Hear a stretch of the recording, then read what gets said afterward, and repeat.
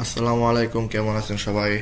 আশা করি সবাই ভালো আছেন। তো আজকে ভিডিওতে আমি আপনাদের আসলে কিছু টপিক নিয়ে কথা বলবো, যেটি হলো যে আমি এখনো অনেক সাইটে যে দেখতে পারতেছি যে বিভিন্ন প্রবাসী ভাইরা আবার অনেকে আছে যারা ক্যাবিনেট সম্পর্কে আইডিয়া নাই, আসলে তাদেরকে কিভাবে ঠকানো হচ্ছে। যেমন অনেকে আছে আপনার এইচপিএল অ্যাক্রিলিক দিয়ে ক্যাবিনেটগুলো যে করেন, আসলে এগুলো অনেক কস্টিং।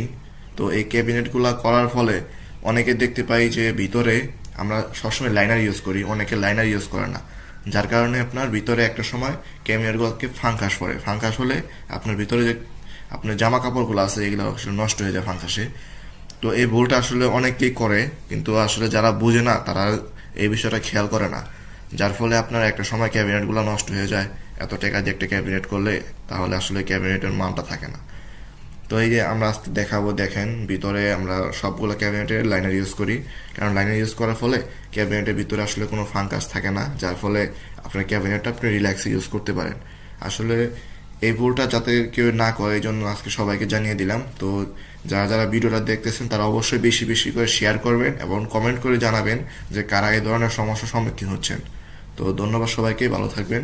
আসসালামু আলাইকুম।